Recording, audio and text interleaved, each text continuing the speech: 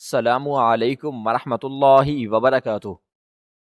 حال روشنیوں سے جگمگا رہا تھا۔ اسٹیج پر سرخ جوڑے میں ملبوس عائشہ گل بیٹھی تھی، مگر اس کا دل ایک عجیب بے چینی میں مبتلا تھا۔ نکاح کا وقت ہو چکا تھا، سب انتظار میں مکمل تھے، مگر بارات کا کچھ عطا پتہ نہیں تھا۔ ہر گزرتے لمحے کے ساتھ اضطراب بڑھتا جا رہا تھا۔ حال میں موجود مہمان بھی چمگوئیاں کرنے لگے تھے۔ کچھ لوگ سرگوشیوں میں مصروف تھے تو کچھ سوالیہ نظروں سے سٹیج کی طرف دیکھ رہے تھے۔ عائشہ گل کے ہاتھوں کی مہندی ابھی بھی گہری ہو رہی تھی، مگر اس کے دل میں عجیب سی گھبراہٹ تھی۔ اچانک دلہے کی ماں اور باپ روتے پیٹتے ہال کے اندر داخل ہوئے۔ ان کے چہروں پر ہوائیاں اڑ رہی تھیں۔ انہوں نے اندر آتے ہی ایک ہنگامہ برپا کر دیا۔ ان کی چیخ و پکار نے پورے حال کو ساکت کر دیا تھا۔ عائشہ نے گھبرا کر سامنے کا منظر دیکھا تھا کہ بھلا بارات آنے کی بجائے اس کے ساتھ سسرالی کیوں آئے تھے۔ ہائے ہماری زندگی برباد ہو گئی، ہمارا بیٹا اغوا ہو گیا، دلہے کی ماں چیخ کر بولی۔ اس کے آنسو تھمتے ہی نہیں تھے۔ ہمارا بیٹا چلا گیا، پتہ نہیں کس ظالم نے ہمیں اس حال پر پہنچا دیا۔ دلہے کے باپ نے دونوں ہاتھ سر پر رکھ کر بین ڈالنا شروع کر ڈالا تھا۔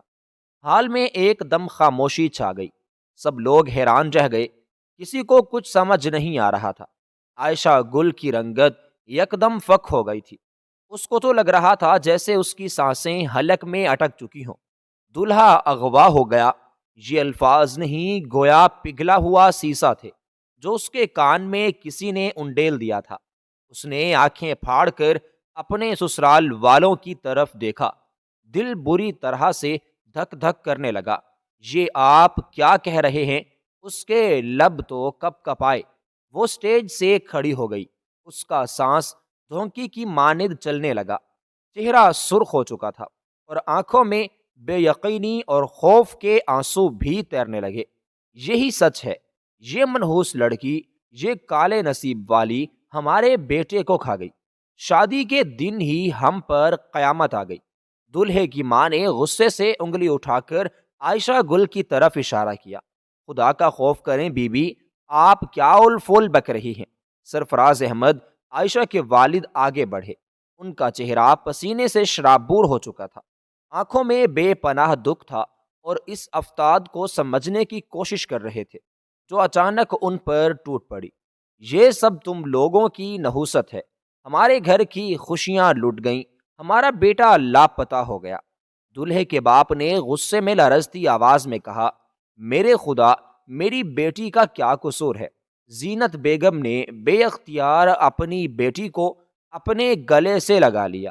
اس کی آنکھوں سے آنسو ٹپک رہے تھے، سانسوں کی دھونکی کی مانند چل رہے تھے۔ عائشہ گل تو بالکل سکتے میں تھی۔ اس کی آنکھیں پھیلی ہوئی تھیں، گلا خشک ہو چکا تھا۔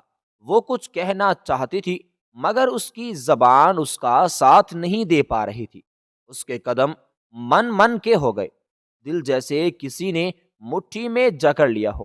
ہمارا بیٹا کہاں چلا گیا؟ تم لوگوں کی وجہ سے، تمہارے منحوس سائے نے ہماری زندگی اجاڑ دی۔ دلہے کی ماں کا بین پورے حال میں گونج رہا تھا۔ بس ایک لفظ اور نہیں، یہ میری بیٹی کی عزت کا معاملہ ہے۔ یہ سب مہمان ہمارے منہ کی طرف دیکھ رہے ہیں۔ سرفراز احمد کی آواز کانپ رہی تھی مگر لہجہ سخت تھا۔ بیٹا آپ کا غائب ہوا ہے اور الزام آپ میری بیٹی کو دے رہی ہیں۔ شرم آنی چاہیے آپ جیسی خاتون کو، لیکن وہ لوگ خاموش ہونے کا نام ہی نہیں لے رہے تھے۔ عائشہ کو ایسا محسوس ہو رہا تھا جیسے اس کی پوری دنیا اجڑ چکی ہو۔ ایک دلہن جو اپنی بارات کے انتظار میں ہو اور اس کو آ کر بتایا جائے کہ تمہارا دلہا اغوا ہو چکا ہے، اس معصوم پر کیا گزرے گی؟ ایسا ہی کچھ حال عائشہ کا ہو رہا تھا۔ حال میں کوہرام مچ چکا تھا۔ دلہے کے والدین روتے پیٹتے وہاں سے جا چکے تھے، مگر ان کے الفاظ کی گونج اب بھی فضا میں تیر رہی تھی۔ مہمانوں کے درمیان سرگوشیاں بڑھتی چلی جا رہی تھی۔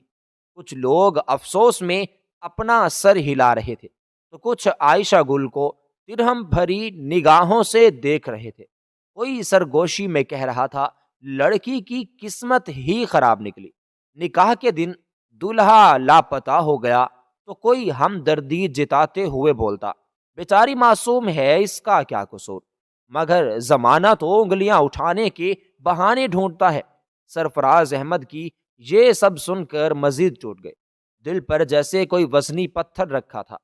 ایک لمحے کو انہوں نے سر گھمایا، نظریں اپنی بیٹی پر ڈالیں جو سٹیج پر ساکت کھڑی تھی۔ اس کی آنکھوں میں شدید بے یقینی تھی، چہرہ آنسوؤں سے تر تھا۔ اس سے پہلے کہ وہ خود پر قابو پاتے، ان کا دل جیسے ضبط کھو بیٹھا۔ ان کے ہاتھ سینے پر گئے، سانس رکنے لگا اور وہ بے ساختہ وہیں کرسی پر گر گئے۔ بابا! عائشہ گل کی چیخ ہال میں گونج اٹھی۔ وہ دوڑتی ہوئی ان کے پاس پہنچی، گھٹنوں کے بل بیٹھ کر ان کے ہاتھ تھام لیے۔ بابا آنکھیں کھولیں، کچھ بولے نا بابا۔ اسے ہمت نہیں ہارتے۔ بابا خدا بڑا مہربان ہے، کیا ہو گیا ہے آپ کو؟ ہال میں ایک دم ہلچل مچ گئی۔ مہمانوں کا ہجوم ان کے ارد گرد اکٹھا ہو گیا۔ زینت بیگم بھی حواس باختہ ہو کر ان کے قریب پہنچی۔ ان کے ہاتھوں کے طوطے اڑ چکے تھے۔ سرفراز خدا کے لیے ہوش میں آؤ، وہ کپ کپاتے لبوں سے بولیں۔ سرفراز احمد نے بامشکل اپنی آنکھیں کھولیں، ان کی سانس اکھڑی ہوئی تھی، چہرے پر گہرے صدمے کی پرچھائیاں تھیں۔ میری عزت، میری بیٹی کی عزت، ان کا لہجہ بوجھل تھا۔ اسی وقت ایک بھاری مگر پر اعتماد آواز گونجی، یہ عزت میں سنبھالوں گا۔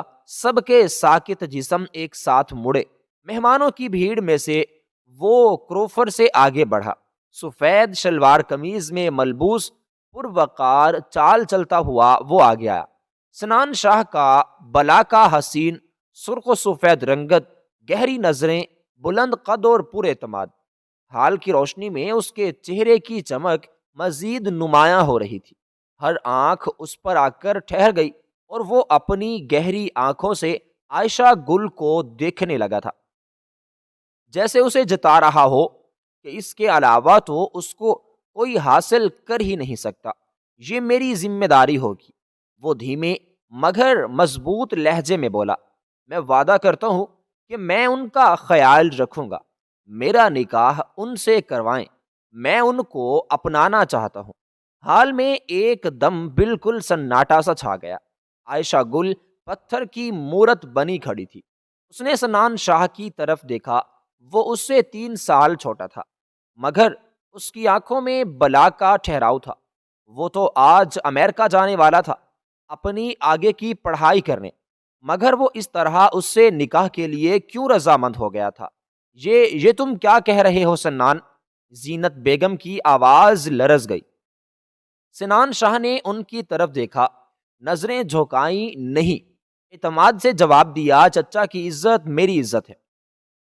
یہ لڑکی اب کسی کے ترس کھانے کے لیے نہیں رہے گی، میں ان کا سایہ بن کر کھڑا ہوں۔ حال میں کھلبلی مچ گئی، کچھ لوگ حیران تھے، کچھ متاثر، اور کچھ کو یہ سب ناممکن لگ رہا تھا، مگر سنان شاہ کے لہجے میں جو وقار تھا اس نے سب کو خاموش کر دیا۔ سرفراز احمد نے یکدم کرسی پر سے خود کو سنبھالا، ان کی آنکھوں میں ایک روشنی سی تھی۔ مولوی صاحب کو بلاؤ، وہ گرجدار آواز میں بولے، میری بیٹی کے نکاح کا کوئی نہ کوئی بندوبست کرو۔ انہیں تو خوشی کی نوید سنا دی گئی تھی، ان کی کتنی خواہش تھی کہ ان کی بیٹی ان کے بھائی کے گھر ہی جائے، مگر ان کے بڑے بیٹے نے اپنی منمانی کی تھی، اور چھوٹے کے بارے میں تو وہ سوچ بھی نہیں سکتے تھے۔ لیکن یہ کیسے کایا پلٹ گئی، انہیں کچھ بھی سمجھ میں نہیں آ رہا تھا۔ شاید خدا کو کچھ اور ہی منظور تھا۔ حال میں جیسے نئی زندگی دوڑ گئی۔ مہمانوں کی نظریں سنان شاہ پر جم گئیں، جو سر اٹھائے پر اعتماد کھڑا تھا۔ عائشہ گل ساکت کھڑی تھی، اس کے چہرے کی زردی اور آنکھوں کی نمی اس کے دل کا حال بیان کر رہی تھی۔ وہ بے یقینی کی کیفیت میں تھی، اس کا ذہن جیسے کام کرنا چھوڑ چکا تھا۔ وہ ابھی تک یہ سب حقیقت ماننے کے لیے تیار نہیں تھی۔ بابا، یہ کیا ہو رہا ہے؟ اس نے کانپتی آواز میں کہا۔ آنکھیں آنسوؤں سے بھری ہوئی تھیں۔ سنان مجھ سے 3 سال چھوٹا ہے، یہ کیسے؟ सरफराज अहमद ने बेबसी से अपनी बेटी को देखा और फिर एक पल में उसके सामने अपने हाथ जोड़ दिए। बेटा, अगर तुम्हें अपने बाप की इज्जत अजीज है तो खामोशी से ये निकाह कर लो। आयशा गुल की आंखें हैरत से फैल गईं। बाबा, वो लरसते लबों से बोली, मगर सरफराज अहमद ने अपना हाथ उठाकर उसे खामोश करवा दिया। मत बोलो, कुछ मत कहो। उनकी आवाज शकिस्ता थी, मगर लहजे में एक ऐसी सख्ती थी जो बाप की मजबूरी को चीख चीख कर जाहिर कर रही थी। यही एक रास्ता है, वरना हम कहीं के नहीं रहेंगे। आयशा गुल की सांस रुकने लगी। वो बेयकीनी से इर्द गिर्द देखने लगी। हर चेहरा सवालिया था, हर आंख में या हमदर्दी थी या तजस्सुस। वो जानती थी कि आज इसके एक फैसले से सब कुछ बदल जाएगा। बेटा, तुम्हें मेरी कसम। जीनत बेगम ने भी उसका हाथ थाम लिया। आंसू उनके चेहरे पर बह रहे थे। आयशा गुल के कदमों से जैसे जमीन खिसक गई। उसका सर चकराने लगा। उसने एक नजर स्टेज से नीचे खड़ी सिनान शाह पर डाली, जो खामोशी से खड़ा था। उसके चेहरे पर कोई भी हिचकिचाहट नहीं थी, कोई भी बेचैनी नहीं थी, बस एक मजबूत इरादा था। वो सर झुकाए नहीं खड़ा था, बल्कि वो तो पूरे वकार के साथ आंखों में एक अजीब गहराई लिए खड़ा था। मौलवी साहब ने निकाह का खुतबा शुरू किया। हाल में एकदम से सन्नाटा छा गया। सब लोग दम साधे खड़े हुए थे। मौलवी साहब ने पहले आयशा गुल की तरफ देखा, जो सफेद और सुर्ख जोड़े में बैठी, आंखों में आंसू लिए शिकस्ता बैठी थी। बेटी, क्या आपको ये निकाह कबूल है? हाल में एक लम्हे को खामोशी छा गई। सब नजरें आयशा पर जम गईं। उसके हाथ गोद में रखे हुए थे, होंठ कांप रहे थे, आंखों से आंसू बह रहे थे। वो कुछ लम्हे चुप रही, शायद खुद को इस हकीकत के लिए तैयार कर रही थी जो उस पर मुसल्लत की जा रही थी। कबूल है, मध्यम कांपती हुई आवाज निकली, जैसे किसी ने टूटे हुए शीशे पर पैर रख दिया हो। मौलवी साहब ने फिर पूछा, बेटी, क्या आपको ये निकाह कबूल है? आयशा गुल ने आंखें बंद कर ली। आंसू पलकों की बाढ़ तोड़कर उसके रुखसारों पर बहने लगे। कबूल है। आवाज और भी मध्यम थी, जैसे किसी ने जब्त की आखिरी लकीर पार कर ली हो। मौलवी साहब ने तीसरी बार पूछा, बेटी, क्या आपको ये निकाह कबूल है? आयशा गुल की आंखों से एक और आंसू टूटकर उसकी गोद में जा गिरा। उसने बामुश्किल अपने होंठ खोले और सिसकियों के दरमियान कहा, कबूल है। हाल में मजीद हलचल सी मच गई। कुछ लोगों ने सर हिलाकर काफी सारा अफसोस किया, कुछ ने गहरी सांस ली और कुछ के चेहरों पर तो जैसे हैरानी थी। अब बारी सिनान शाह की थी। मौलवी साहब ने उसकी तरफ देखा, बेटा, क्या आपको ये निकाह कबूल है? सिनान शाह ने गर्दन उठाई। उसकी नजरें सीधी मौलवी साहब पर थी। चेहरे पर मुकम्मल संजीदगी और इत्मीनान था। कबूल है बेटा, क्या आपको ये निकाह कबूल है? सिनान ने एक बार फिर मजबूती से कहा, कबूल है। तीसरी बार सवाल दोहराया गया और सिनान ने पहले की तरह दो टोक लहजे में कहा कि कबूल है। निकाह मुकम्मल हो चुका था। हाल में दुआएं पढ़ने की आवाजें गूंजने लगी, मगर आयशा गुल को यूं लग रहा था जैसे किसी ने उसके ख्वाबों को जिंदा दफन कर दिया हो। वो अपने से छोटे लड़के से शादी नहीं करना चाहती थी, जिसको कभी उसने अहमियत देना भी जरूरी नहीं समझा था। आज वही उसके जिस्मो जान का मालिक बन चुका था और ये बात उसको बिल्कुल भी हजम नहीं हो पा रही थी। निकाह होने के बाद रुखसती का एहतमाम भी किया जा रहा था। आयशा गुल अपनी माँ के गले लगी खड़ी थी। आंखों से उसके बेअख्तियार आंसू भी बह रहे थे, मगर उसके चेहरे पर गुस्से की सुर्खी भी मौजूद थी। उसकी नजरें बार बार सिनान पर उठ रही थी, जो खामोशी से खड़ा था। चेहरे पर वही बेतासुर संजीदगी थी जो उस लम्हे के लिहाज से गैर मामूली लग रही थी। सरफराज अहमद बामुश्किल कदम उठाते हुए सिनान के सामने आए। आंखों में बेबसी की नमी थी। لہجے میں ایک باپ کی بے قراری، بیٹا میری بیٹی کا خیال رکھنا، یہ معصوم ہے، اس کا کوئی قصور نہیں، حالات نے ہمیں اس مقام پر لا کھڑا کیا، مگر اب تم ہی اس کا سہارا ہو۔ یہ کہہ کر انہوں نے اپنے کانپتے ہاتھ سنان کے سامنے جوڑ دیے۔ سرفراز زینت بیگم کی روندی ہوئی آواز میں نکلی۔ وہ بھی آگے بڑھی، سنان کے سامنے آ کر اپنے ہاتھ جوڑ دیے۔ بیٹا میری بچی بہت نازک ہے، اسے تکلیف مت دینا، یہ پہلے ہی بہت کچھ سہ چکی ہے۔ سنان نے ایک لمحے کے لیے ان دونوں کو دیکھا۔ اس کی آنکھوں میں کوئی جذباتی لہر نہیں تھی، کوئی گھبراہٹ یا کوئی بھی ہچکچاہٹ نہیں تھی۔ وہ دھیمے مگر مضبوط لہجے میں بولا، چچا چاچی آپ بالکل فکر نہ کریں، میں نے ہاتھ تھاما ہے تو نبھاؤں گا بھی۔ عائشہ گل نے غصے سے نم آنکھوں سے اسے گھورا۔ وہ خاموش کھڑی تھی، مگر اس کی آنکھوں کی چمک اسے بتا رہی تھی کہ اس کے اندر طوفان برپا ہے۔ اسی لیے سنان کے والد جو سرفراز احمد کے بڑے بھائی تھے آگے بڑھے۔ وہ ایک باوقار شخصیت کے مالک تھے، چہرے پر سنجیدگی اور آنکھوں میں گہرائی۔ انہوں نے عائشہ گل کے سر پر نرمی سے ہاتھ رکھا اور بولے، بیٹی تم ہماری ذمہ داری ہو، میرا بیٹا اگر تمہارا ہاتھ تھام چکا ہے تو ہم سب تمہیں اپنی عزت سمجھیں گے، تمہیں کبھی شکایت کا موقع نہیں ملے گا۔ یہ سن کر حال میں کچھ لمحوں کے لیے سکون چھا گیا، مگر ایک جگہ زہر بھری نظریں لیے کوئی کھڑی تھی جو اس فیصلے پر برہم تھی۔ رحمت بیگم سنان کی ماں غصے سے آگ بگولا کھڑی تھی، ان کے چہرے پر شدید ناپسندیدگی تھی، لب بھینچے ہوئے تھے، مٹھیاں سختی سے بند تھیں۔ وہ بار بار کچھ بولنے کے لیے اپنے لب کھولتی، مگر ان کے شوہر کی موجودگی میں زبان بند رکھنے پر مجبور تھیں۔ مگر ان کی آنکھوں میں بھڑکتی آگ صاف بتا رہی تھی کہ یہ رخصتی انہیں ایک پل کے لیے بھی قبول نہیں۔ عائشہ گل نے ایک آخری نظر اپنے والدین پر ڈالی اور پھر اس کا سر جھکا لیا۔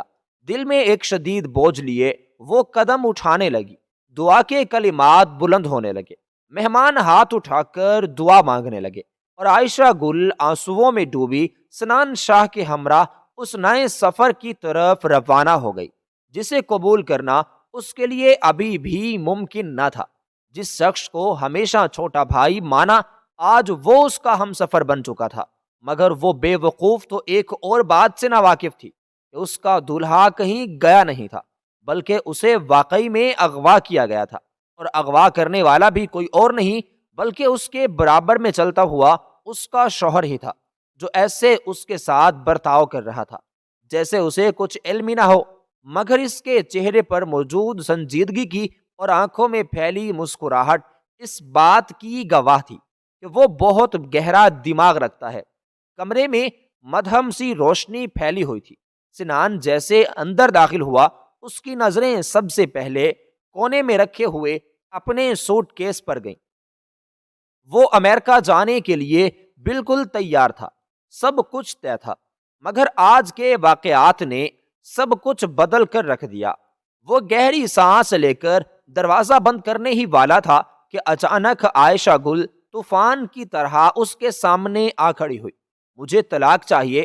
اس کی آواز برف کی طرح سرد تھی، مگر اندر جلتی آگ صاف محسوس ہو رہی تھی۔ وہ کسی قیمت پر بھی اسے بطور شوہر قبول کرنے کو تیار ہی نہ تھی۔ سنان یکدم ساکت ہو گیا۔ اس نے بے یقینی سے عائشہ کو دیکھا، جیسے اس کے الفاظ سمجھنے کی کوشش کر رہا ہو۔ چند لمحے کے لیے کمرے میں خاموشی چھا گئی۔ عائشہ کے چہرے پر ضبط اور غصے کی آمیزش تھی، آنکھیں سرخ ہو رہی تھی، سانسیں تیز چل رہی تھی۔ تم سن رہے ہو سنان شاہ؟ وہ آگے بڑھی، اس کے قریب آ کر بولی، یہ نکاح صرف ایک مجبوری تھی، ایک تماشا، لیکن میں تمہاری بیوی بن کر تمہارے ساتھ ایک لمحہ بھی نہیں گزاروں گی، سمجھے تم؟ مجھے طلاق دے دو۔ سنان کی مٹھیاں سخت سے بند ہو گئیں، اس کے چہرے پر ایک عجیب سی کشمکش بھی چھا گئی، جیسے وہ خود کو قابو میں رکھنے کی کوشش کر رہا ہو۔ مگر اندر کہیں لاوا ابل رہا ہو۔ پھر ایک دم تھپڑ کی آواز مزید گونجی۔ عائشہ کی گردن ایک طرف کو ہو کر مڑ گئی، اس کی آنکھیں حیرت سے پھیل گئیں اور وہ بے یقینی کے ساتھ سنان کو دیکھنے لگی۔ سنان کی آنکھوں میں وحشت تھی، چہرہ سختی سے تپا ہوا، سانسیں بے ترتیب ہو چکی تھی۔ اس نے انگلی اٹھا کر سخت لہجے میں کہا، شرم آنی چاہیے تمہیں، ایک لمحہ لگا تمہیں یہ سب بولتے ہوئے؟ طلاق یہ لفظ زبان پر لانے سے پہلے ایک بار بھی سوچا؟ عائشہ کی سانس اٹک گئی، وہ ہونٹ کاٹ کر اپنی سسکی روکنے کی کوشش کر رہی تھی، مگر آنکھوں میں نمی لرز رہی تھی۔ سنان نے قدم آگے بڑھایا اور انتہائی بھاری لہجے میں کہا، سن لو، میں مر جاؤں گا لیکن تمہیں طلاق نہیں دوں گا۔ تم میری بیوی ہو اور بیوی ہی رہو گی، چاہے تم مانو یا نہ مانو، چاہے تم مجھ سے نفرت کرو یا مجھے قبول نہ کرو، مگر میں تمہیں چھوڑنے والا کسی صورت نہیں۔ عائشہ کی آنکھوں سے مزید تر آنسو بھی بہنے لگے، مگر وہ اب بھی ہار ماننے کو بالکل تیار نہیں تھی۔ تم زبردستی مجھ سے نہیں کر سکتے، وہ چیخی۔ یہ نکاح ایک سمجھوتا تھا، کوئی رشتہ نہیں۔ میں تم سے نفرت کرتی ہوں سنان شاہ۔ سنان کے لبوں پر مزید تلخ مسکراہٹ آئی۔ نفرت؟ ٹھیک ہے کرو، لیکن تمہیں پھر بھی اس نکاح کے ساتھ ہی جینا پڑے گا۔ یہ کہہ کر وہ ایک جھٹکے سے پیچھے ہٹا، دروازہ کھولا اور بغیر کوئی اور لفظ کہے غصے سے کمرے سے باہر نکل گیا۔ دروازہ زور سے بند ہوا اور عائشہ گل خاموشی سے کھڑی ہو گئی، اپنے جلتے ہوئے گال پر ہاتھ رکھے۔ دل چاہ رہا تھا وہ دھاڑیں مار مار کر روئے۔ وہ بہت تکلیف میں خود کو مبتلا محسوس کر رہی تھی۔ روتے روتے وہ زمین پر ہی بیٹھتی چلی گئی تھی۔ اس نے کتنے خواب سوچے تھے کہ وہ اپنے شوہر کے ساتھ ایک خوشحال زندگی گزارے گی، مگر سب کچھ لمحے میں تباہ ہو کے رہ گیا تھا۔ وہ تکلیف سے تڑپ کر بولی تھی، خدا کرے ساجد تم بھی اس طرح برباد ہو، تم بھی اس طرح رو تڑپو، تمہیں احساس ہو کہ تم نے میرے ساتھ کتنا برا کیا ہے۔ وہ اپنے ہونے والے سابقہ شوہر کو یاد کر کے کلستی ہوئی بولی تھی، لیکن کوئی فائدہ نہیں تھا۔ روتے روتے کب وہ گہری نیند میں سو گئی، اسے کچھ بھی علم نہیں ہوا تھا، مگر وہ معصوم جانتی ہی نہیں تھی کہ اگلی صبح اس کے لیے کتنی اندھیری ہونے والی ہے، کس طرح اس کی زندگی میں ایک عذاب بھی شامل ہونے والا ہے، کیسے اس کی بربادی کا آغاز بھی شروع ہونے والا ہے۔ اس نے آج تک کبھی کسی کے ساتھ برا نہیں کیا تھا، بلکہ خاندان کے ہر فرد کے ساتھ وہ بہت اچھے سے رہتی تھی، لیکن شاید قسمت کو کچھ اور ہی منظور تھا۔ کمرے میں مدھم روشنی پھیلی ہوئی تھی، سورج کی کرنیں کھڑکی کے پردے سے چھن کر اندر آ رہی تھی، مگر کمرے کی فضا اب بھی سوگوار اور بوجھل تھی۔ زمین پر پڑی عائشہ گل نے بے یقینی کے ساتھ اپنی آنکھیں کھولیں، پلکیں اس کی بوجھل تھیں، سر بھاری ہو رہا تھا، جیسے ذہن نے لمحے بھر کو کام کرنا چھوڑ دیا ہو۔ چند لمحے تو وہ یوں ہی پڑی رہی، ذہن خالی، دماغ میں دھند سی چھائی ہوئی۔ پھر وہ آہستہ آہستہ یادوں کا در کھولنے لگا۔ رات کی تلخیاں، سنان کا تماچا، اس کے زبردستی کہے گئے الفاظ، اور سب سے بڑھ کر وہ زہر جو اس کی زندگی میں گھل چکا تھا۔ وہ چونک کر اٹھی، جلدی سے اس نے خود کو سنبھالا اور آنکھوں کے گرد پھیلی نمی کو صاف کیا۔ ابھی اس نے ٹھیک سے سانس بھی نہ لی تھی کہ کمرے کا دروازہ اچانک سے دھڑ سے کھلا۔ رحمت بیگم سخت تیور لیے کمرے کے اندر داخل ہوئی۔ وہ اس کی تائی جان تھی، مگر اب اس کی ساس بھی بن چکی تھی۔ چہرے پر اس کے واضح غصہ تھا، آنکھوں میں تحقیر، لبوں پر زہر۔ عائشہ گل ہڑبڑا کر اپنی جگہ سے اٹھ کھڑی ہوئی، جیسے کسی ناگہانی مصیبت نے اسے آن گھیرا ہو۔ رحمت بیگم نے اسے سر تا پاؤں دیکھا اور زہر میں بجھے لہجے میں بولی، واہ بھائی، کیا چالاکی دکھائی ہے تم نے، کمال کا ڈرامہ رچایا ہے۔ پہلے اپنے منحوس قدم ہمارے گھر پر رکھے اور اب دیکھو میرا بچہ مجھے چھوڑ کر چلا گیا۔ عائشہ گل کی سانس ایک لمحے کے لیے رکی، مگر پھر اس نے خود کو سنبھالا۔ وہ خاموشی سے انہیں دیکھتی رہی۔ جیسے انہیں وہ اندازہ لگا پا رہی ہوں کہ آگے کیا ہونے والا ہے۔ رحمت بیگم نے تیز قدموں سے اس کے قریب آ کر اپنی انگلی اٹھائی۔ یہ سب کچھ تمہاری ہی سازش تھی، تم نے ہی میرے بیٹے کو اپنے جال میں پھنسا کر اس سے نکاح کیا ہے، اور اب دیکھو وہ مجھے چھوڑ کر امریکہ چلا گیا۔ عائشہ گل کی آنکھیں حیرت سے پھیل گئیں۔ وہ سخت لہجے میں بولی، وہ تو پہلے ہی جا رہا تھا، آج ویسے بھی اس کی فلائٹ تھی۔ آپ کیا سمجھتی ہیں کہ ہمیں کسی بات کا کوئی علم نہیں ہوتا؟ آئی امی، اگر ہم کسی کو کچھ کہتے نہیں، اس کا یہ مطلب نہیں کہ ہمیں کچھ پتہ نہیں ہوتا۔ آپ کے شوہر یعنی میرے تایا ابو پہلے ہی بابا کو بتا چکے تھے کہ سنان کی آج فلائٹ ہے، اس لیے مجھے آپ بے وجہ الزام نہ ٹھہرائیں۔ چپ۔ رحمت بیگم کا غصہ ساتویں آسمان کو چھونے لگا۔ یہی زبان تمہاری ہمیشہ تمہیں رسوا کرے گی۔ بدتمیز لڑکی، تمہیں بولنے کی تمیز نہیں ہے، میری بات کاٹنے کی ہمت کیسے ہوئی تمہیں؟ عائشہ گل نے ہونٹ بھینچ لیے۔ وہ جواب دینا چاہتی تھی مگر اس کا دل اچھی طرح جانتا تھا کہ کوئی بھی بات رحمت بیگم کو کسی صورت بھی قائل نہیں کر سکتی۔ وہ تو پہلے ہی اسے اپنا دشمن سمجھ چکی تھی۔ رحمت بیگم نے ایک زہر آلود نگاہ اس پر ڈالی اور پھر سرد لہجے میں بولی، تم جتنی بھی کوشش کر لو اس گھر میں اپنی جگہ کسی صورت نہیں بنا سکتی۔ تمہارے وجود سے مجھے گھن آتی ہے، اور تمہیں بہت جلد اس گھر سے چلتا نہ کیا تو میرا نام بھی رحمت نہیں۔ یہ کہہ کر انہوں نے تیزی کے ساتھ دروازہ کھولا اور پھر غصے سے باہر نکل گئی۔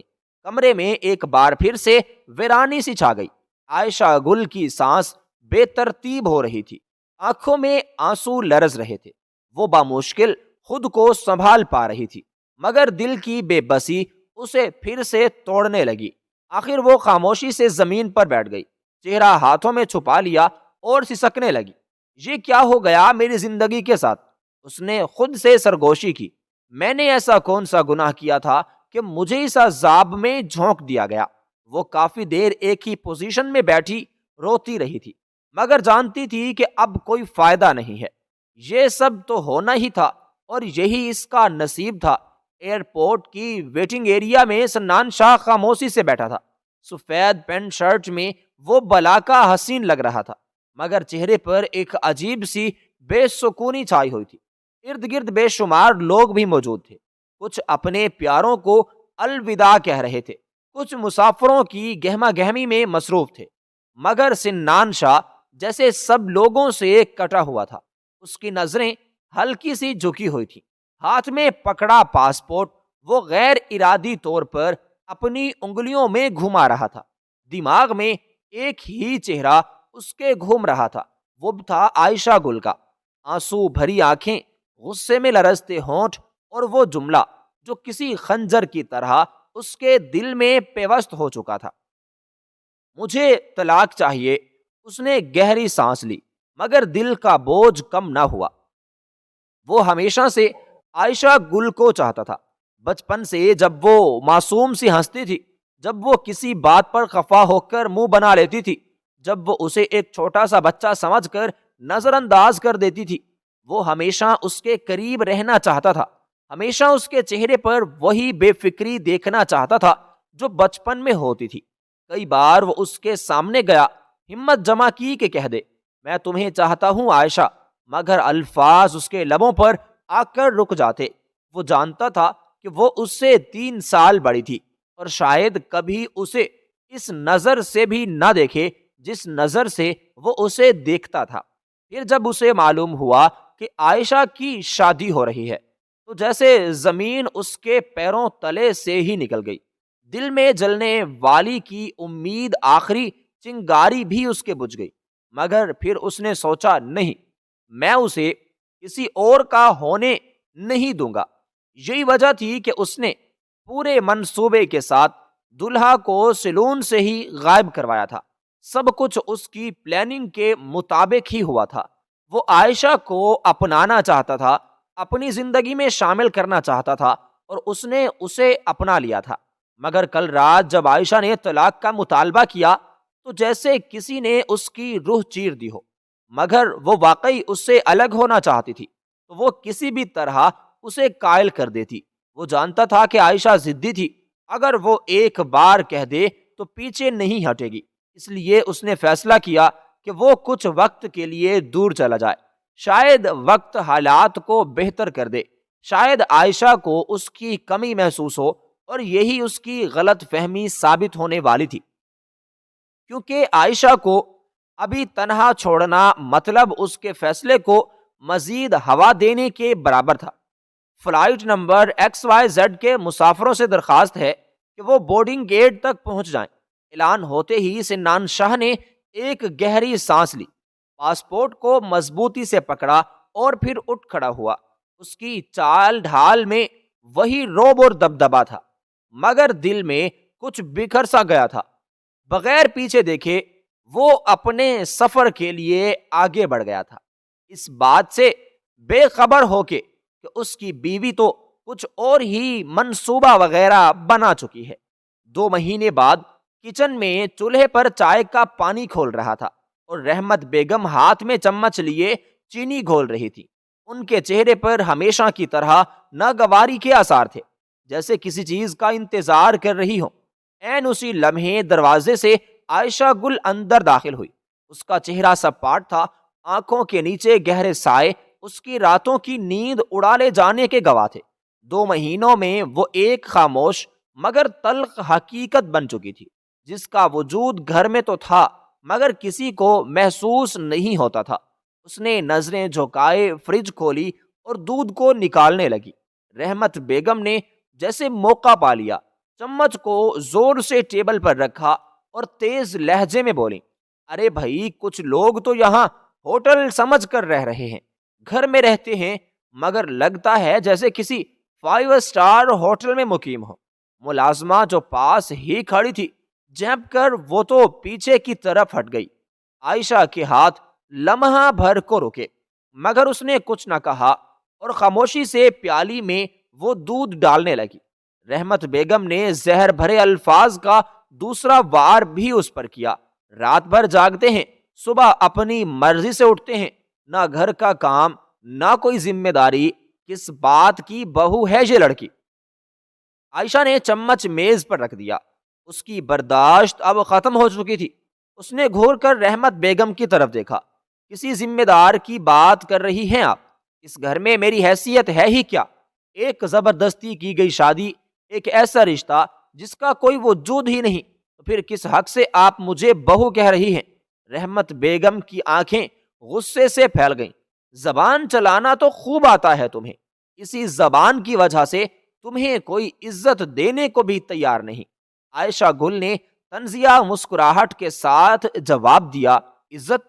یہاں کون سی عزت بچی ہے میری؟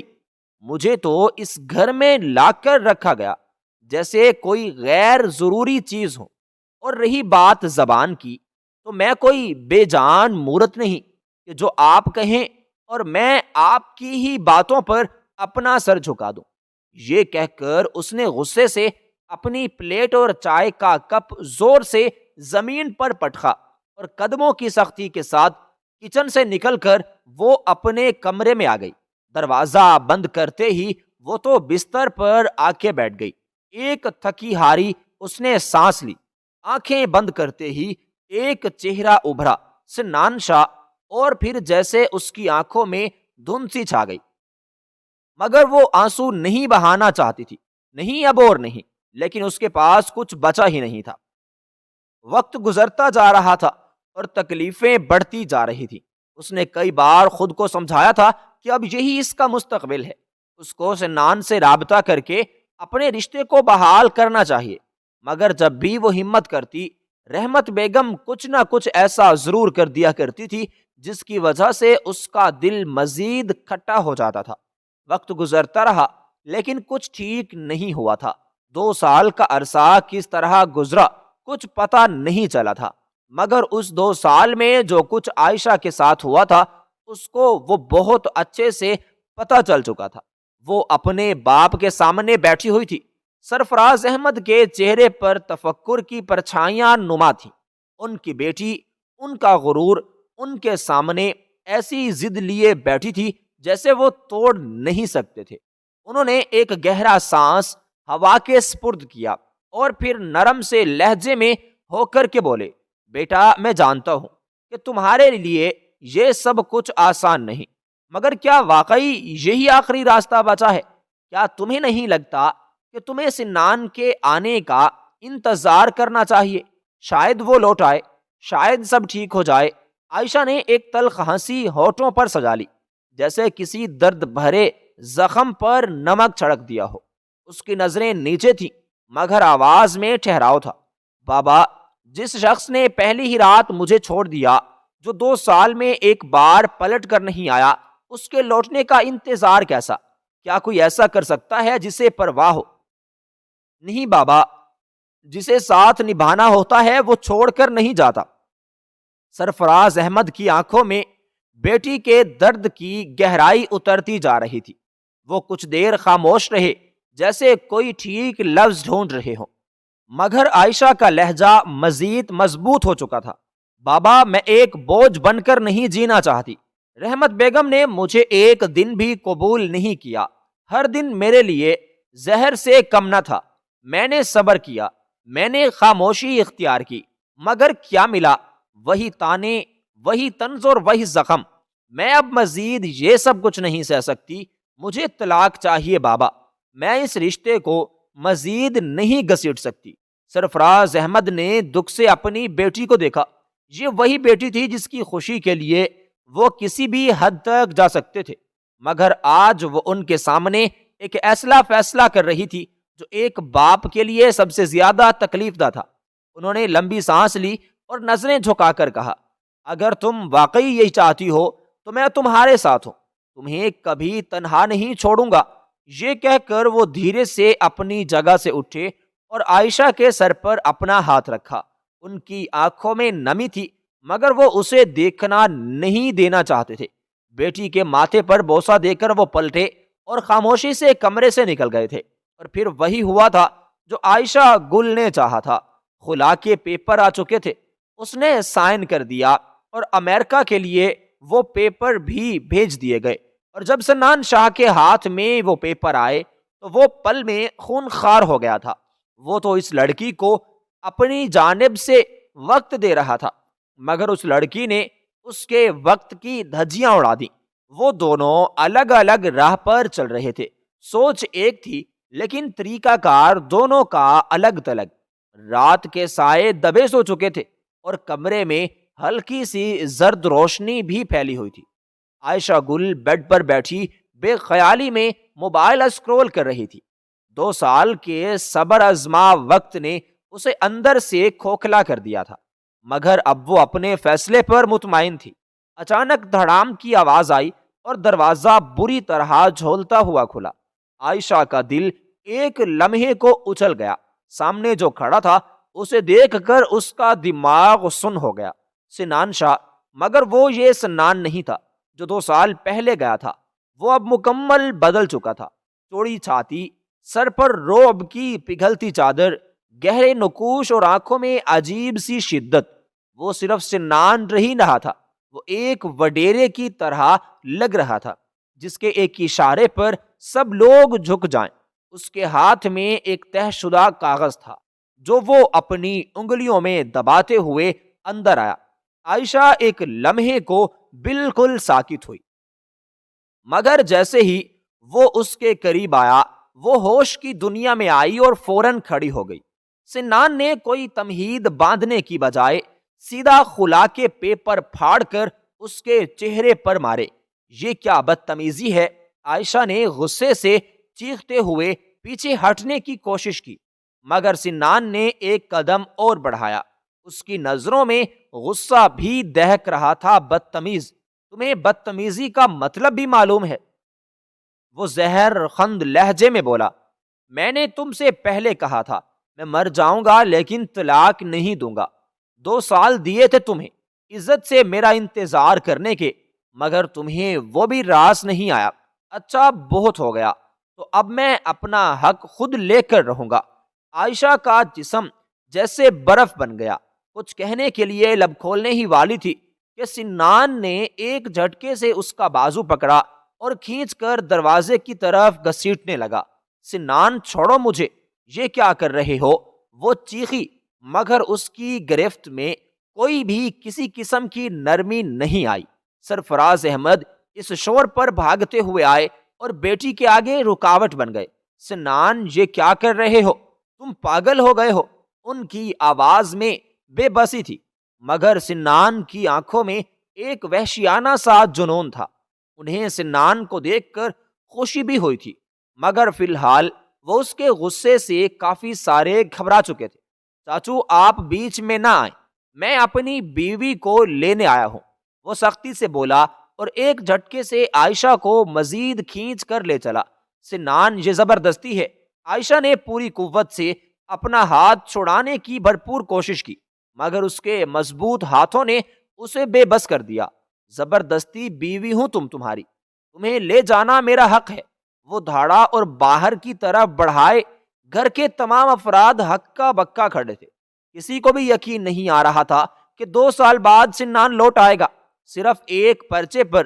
وہ امریکہ چھوڑ کر واپس آ جائے گا، اور اس کی شخصیت اب اتنی رعبدار لگ رہی تھی کہ کوئی بھی چاہ کر سامنے نہیں آ پایا تھا۔ زینت بیگم نے بھی کسی کو آگے نہیں آنے دیا تھا۔ وہ ماں تھی، اپنی بیٹی کے دل کے حال سے کافی باواقف تھی۔ انہیں معلوم تھا عائشہ گل کو اب کسی ساتھی کی ضرورت ہے، جس کی وجہ سے وہ بالکل ٹوٹ چکی ہے۔ گاڑی کا دروازہ کھلتے ہی سنان نے عائشہ کو اندر دھکیلا اور خود ڈرائیونگ سیٹ سنبھالی۔ وہ چلائی، چیخی، ہاتھ جھٹک کر دروازہ کھولنے کی کوشش کی، مگر سنان نے سختی سے اس کا ہاتھ دبوچ لیا۔ خاموش بیٹھو، تم چاہو یا نہ چاہو، آج کے بعد تم صرف میری ہو۔ بہت کر لی تم نے اپنی منمانی، اب تمہیں بالکل بھی خود سے دور نہیں ہونے دوں گا، اس کے لیے چاہے میری جان چلی جائے۔ وہ بھاری لہجے میں بولا اور گاڑی کی رفتار بڑھا کر وہ شام مینشن کی طرف بڑھ چکا تھا۔ ایک مختصر مسافت کے بعد گاڑی ایک جھٹکے سے پورچ میں رکی تھی۔ وہ اسے گھسیٹ کر باہر نکال چکا تھا اور سیدھا کمرے کی طرف بڑھا تھا۔ دروازہ زور سے بند کیا تھا اور عائشہ گل کے سامنے آ کھڑا ہوا۔ ابھی وہ کچھ کہتا یا کوئی عملی قدم اٹھاتا، اس سے پہلے ہی عائشہ گل نے گھماتا ہوا زناٹے دار تھپڑ سنان شاہ کے چہرے پر رسید کیا تھا۔ وہ بنا ڈرے، وہ اس کی آنکھوں میں آنکھیں ڈال کر بولی تھی، کیوں آئے ہو اب؟ وہ غصے سے چیخی، چلائی، جب مجھے تمہاری سب سے زیادہ ضرورت تھی تو تم کہاں تھے؟ 2 سال سنان، میں نے ہر لمحہ تمہاری غیر موجودگی کا بوجھ اٹھایا، تمہارے نہ ہونے کی میں نے سزا بھگتی، اور آج تم یوں اچانک سے چلے آئے ہو۔ سنان نے ہاتھ سے اپنا چہرہ چھوا، مگر اس کے چہرے پر کوئی بھی ندامت نہیں تھی، کوئی بھی شرمندگی کے آثار نہیں تھے، بس ایک گہری سنجیدگی تھی۔ میں کیوں رکتا عائشہ؟ اس کی آواز مدھم مگر سخت تھی۔ جب تم نے خود کہا تھا کہ تمہیں طلاق چاہیے تو میں کیسے ٹھہر جاتا؟ مجھے معلوم ہے تم ضدی ہو، اپنی بات منوانا جانتی ہو۔ اگر میں یہاں ٹھہرتا تو تم کسی نہ کسی طرح مجھے مجبور کر دیتی اور میں رک کر گہری سانس لیتا۔ میں یہ سب برداشت نہیں کر سکتا تھا۔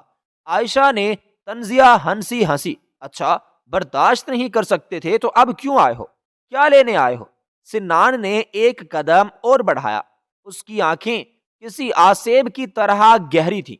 اپنی محبت، عائشہ کا پورا وجود جیسے ساکت ہو گیا۔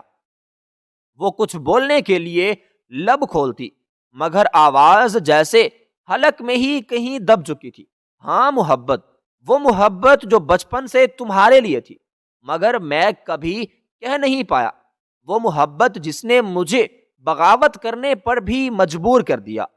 وہ محبت جس نے مجھے تمہارے نکاح کے لیے ہر حد پار کرنے پر مجبور کیا۔ میں نے تمہیں حاصل کرنے کے لیے سب کچھ کر لیا، مگر تم نے کبھی میری طرف دھیان بھی نہ دیا۔ تمہارے دل میں میرے لیے کبھی بھی کسی قسم کا کوئی بھی احساس نہیں جاگا، کبھی ایک لمحہ بھی تم نے میرے بارے میں نہیں سوچا۔ عائشہ کا گلا خشک ہونے لگا۔ سنان نے مزید قریب ہوتے ہوئے کہا، میں نے نکاح تم سے اس لیے کیا تھا کیونکہ میں تمہیں کسی اور کے ساتھ نہیں دیکھ سکتا تھا۔ میں نے تمہیں اپنے نام کے ساتھ جوڑا کیونکہ میرے سوا کوئی تمہیں اپنانے کے قابل نہیں تھا۔ عائشہ کے وجود میں لرزش دوڑ گئی۔ وہ 2 سال سے بے بس تھی، تنہا تھی، کسی کی محبت کے لمس کو ترس رہی تھی، اور آج جب سنان یہ سب کہہ رہا تھا تو وہ اندر سے ٹوٹنے لگی۔ میں نے کبھی کسی اور کو چاہا ہی نہیں عائشہ، اگر چاہا تو صرف تمہیں۔ وہ بس دیکھتی رہی، لب کانپے مگر کوئی آواز نہ نکلی۔ سنان کی سچائی، اس کی محبت، اس کے لفظوں کی گہرائی نے اسے کہیں کا نہ چھوڑا۔ پھر جیسے ہار مانتے ہوئے وہ اپنا سر جھکا گئی۔ سنان نے اس کے کانپتے وجود کو دیکھا اور پھر وہ خود پر بھی قابو نہ رکھ سکی، ایک قدم آگے بڑھی اور وہ اس کے سینے سے جا لگی۔ وہ بلک بلک کر، سسک سسک کر رو رہی تھی، جیسے سارا درد، ساری محرومیاں آنسو بن کر بہنے لگی تھی۔ سنان نے اس کے سر پر ہاتھ رکھا، اس کے آنسوؤں کو اپنے سینے میں جذب کر لیا۔ محبت کبھی بے مقصد نہیں ہوتی، محبت کبھی بے اثر نہیں ہوتی۔ بعض اوقات اسے اپنا وقت لینے دیا جائے تو وہ اپنے حقیقی رنگ دکھا دیتی ہے، اور پھر وہ ہوا جس کے بارے میں کسی نے تصور بھی نہیں کیا تھا۔ اس نے دھوم دھام سے ریسیپشن کیا تھا، اپنے دل کو سر آنکھوں پر بٹھایا تھا، اور پوری دنیا کو دکھا دیا تھا کہ محبت صرف کہنے کا نام نہیں بلکہ نبھانے کا نام ہے۔